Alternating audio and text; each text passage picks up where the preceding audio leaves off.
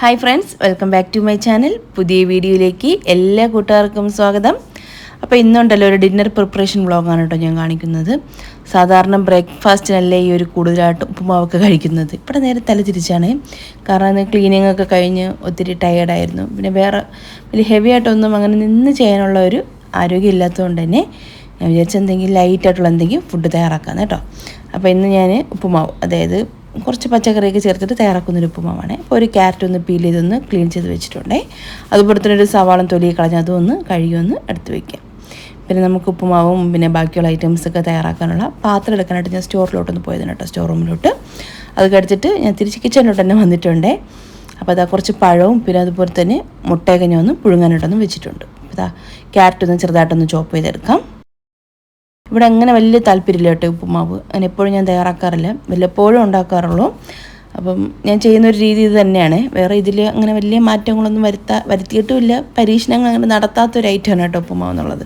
ഈ ഒരു same recipe തന്നെയാണ് എപ്പോഴും അങ്ങനെ ഞാൻ ഫോളോ ചെയ്യുന്നത്.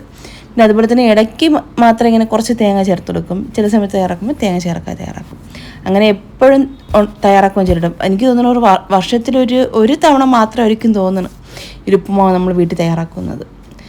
അപ്പോൾ അത് പിന്നെ ചിക്കൻ ഫ്രൈയോ അല്ലെങ്കിൽ ചിക്കൻ്റെ റോസ്റ്റ് കൊണ്ടേക്ക് ഉപ്പുമാവ് ഉണ്ടാക്കിയാൽ കഴിക്കും.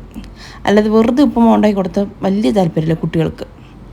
അപ്പോൾ ഞാൻ സവാളയും ക്യാരറ്റൊക്കെ ഒന്ന് മുറിച്ചൊന്ന് എടുത്ത് വെച്ചിട്ടുണ്ടേ. മുട്ട ഒന്ന് ബോയിൽ ചെയ്യാൻ വന്നിട്ടുണ്ട് കേട്ടോ. ഇനി നമുക്കൊന്ന് വെള്ളം ഒഴിച്ചൊന്ന് മാറ്റി വയ്ക്കാം. ആ ചൂടുവെള്ളം കളഞ്ഞിട്ട് അതിലേക്ക് ഞാൻ കുറച്ച് പച്ചവെള്ളം ഒഴിച്ചിട്ടൊന്ന് മാറ്റിയാണ് കേട്ടോ വെക്കുന്നത്. പിന്നെ നമുക്ക് ഉപ്പുമാവ് തയ്യാറാക്കാൻ വേണ്ടി ഒരു കടായി ഞാൻ ഒന്ന് സ്റ്റൗവിലോട്ട് വെച്ചിട്ട് ഒന്ന് ചൂടാക്കി എടുക്കുന്നുണ്ട്. പിന്നെ കുറച്ച് ഉലുവ കൂടെ ചേർക്കും കേട്ടോ ഈ ഒരു ഉപ്പുമാവിന്. ഇപ്പോൾ നല്ലൊരു ഫ്ലേവറും ടേസ്റ്റും ഒന്നും കൂടെ നല്ലതായിരിക്കും. ഇതിലെന്തെങ്കിലും സയൻസ് ഉണ്ടോ എന്ന് എനിക്ക് അറിയണ്ട, പക്ഷേ എങ്കിലും നമ്മൾ ഈ ഉലുവ ചേർക്കുന്ന സമയത്ത് ഉപ്പുമാവിനൊരു മയം ഉള്ളതായിട്ട് എനിക്ക് ഫീൽ ചെയ്തിട്ടുണ്ട്.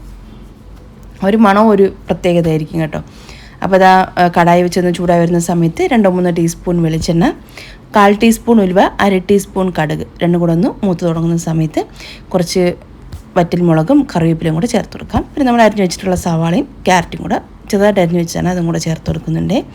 ചെറുതായിട്ട് തന്നെ ഒന്ന് വഴിച്ചെടുക്കാം. ഓവറായിട്ട് നമ്മളങ്ങ് വേവിച്ചെടുക്കേണ്ട ആവശ്യമില്ല, ജസ്റ്റ് ഒന്ന് വഴിച്ചെടുക്കാം. 2-3 മിനിറ്റ് ഒന്ന് വഴിച്ച് കൊടുക്കാം. ഇപ്പം തന്നെ നമ്മൾ ഉപ്പുമാവിലേക്ക് ആവശ്യത്തിനുള്ള ഒരു ഉപ്പ് ചേർത്ത് കൊടുക്കാം കേട്ടോ. ഉപ്പുമാവിൽ ഉപ്പ് കുറഞ്ഞാലും പ്രശ്നമാണ്, കൂടിയാലും പ്രശ്നമാണ് കേട്ടോ. കൂടിയാലും ഒരുപാട് ഉപ്പുള്ളതായിട്ട് തോന്നിക്കും. കുറച്ചെങ്കിലും കുറഞ്ഞു പോയാൽ അതിന് ടേസ്റ്റ് ഉണ്ടാവില്ല. നമ്മളിതിൽ വേറെ കറികളൊന്നും ചേർക്കുന്നില്ലല്ലോ. ഒരു ഉപ്പിന് ടേസ്റ്റ് കറക്റ്റായിട്ടിരുന്നാൽ മാത്രമേ നമുക്ക് ആ ഒരു ഉപ്പുമാവിന് കറക്റ്റ് ടേസ്റ്റ് കിട്ടുള്ളൂ. അപ്പോൾ അതാ ഉപ്പും കൂടെ ചേർത്ത് കൊടുത്തിട്ട് നന്നായിട്ട് ഇതൊന്ന് വഴിച്ചെടുക്കുന്നുണ്ട്. ജസ്റ്റ് ഒന്ന് വാട്ടിയാൽ മതി, ഒരുപാട് നമ്മളങ്ങ് വഴിച്ചെടുക്കേണ്ട ആവശ്യമില്ല. പിന്നെ അതിലേക്ക് ഒരു 8-9 കാഷ്യൂനട്ടാണ് ചേർത്ത് കൊടുക്കുന്നത്. ഓപ്ഷണലാണ്, വേണമെങ്കിൽ മാത്രം ചേർത്താൽ മതി. ഇടയ്ക്ക് കഴിക്കാൻ കിട്ടുമ്പോൾ അതൊരു രസമല്ലേ. പിന്നെ ഇതാ 1 കപ്പോളം റവയാണ് കേട്ടോ, നോർമൽ റവയാണ്, വൈറ്റ് റവ.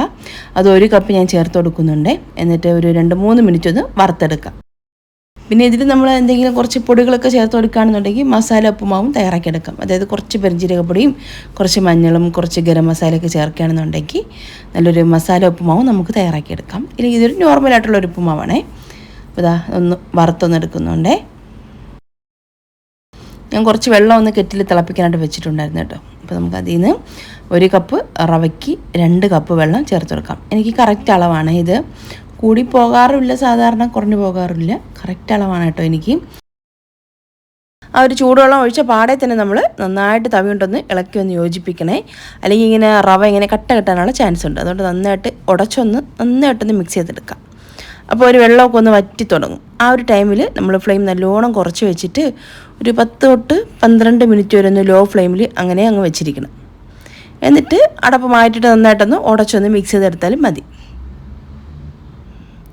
നിങ്ങൾക്ക് വെള്ളം കൂടിപ്പോകും എന്നുള്ള ഒരു ഇതുണ്ടെങ്കിൽ ഒരു 1/4 കപ്പ്, ഒരു 1.25 കപ്പോളം വെക്കാം കേട്ടോ.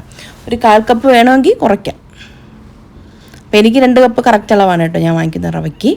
അപ്പോൾ ഇതാ അടപ്പുകൊണ്ട് അടച്ചിട്ട് ഒരു 10-12 മിനിറ്റ് ഒന്ന് ലോ ഫ്ലെയിമിൽ അങ്ങനെ വെക്കാം. പിന്നെ ഒരു 12 മിനിറ്റ് കഴിഞ്ഞതിന് ശേഷം അടപ്പൊന്ന് മാറ്റിയിട്ട് നന്നായിട്ടൊന്ന് ഇളക്കി എല്ലാം ഒന്ന് ഉടച്ചൊന്ന് എടുക്കുന്നുണ്ട്. ഈ ഒരു ടൈമിലൊന്ന് കട്ട പിടിച്ച് തണക്കിരിക്കും. പക്ഷെ ഞങ്ങൾ ഇങ്ങനെ ഇതുപോലെ ഒന്ന് തവി കൊണ്ടൊന്ന് ഇങ്ങനെ ഉടച്ചൊന്ന് റെഡിയാക്കി എടുത്താൽ മതിയാകും. നല്ല സോഫ്റ്റും നല്ല ടേസ്റ്റാണ് കേട്ടോ. പിന്നെ ഇതിനോടൊപ്പം തന്നെ ഞാൻ കുറച്ച് തേങ്ങ ചിരകിയതും കൂടെ ചേർക്കാറുണ്ട്. സംഭവം മറന്നു പോയതാണേ. അപ്പോൾ നിങ്ങൾ ചെയ്യുന്ന സമയത്ത് ഇതിലേക്ക് ഒരു അരക്കപ്പോളം തേങ്ങ ചിരകിയത് ഫ്രഷായിട്ട് ചിരകിയെടുത്ത് അതും കൂടെ ചേർത്ത് കൊടുക്കുകയാണെങ്കിൽ ഒന്നും കൂടെ ടേസ്റ്റ് നല്ലതായിരിക്കും.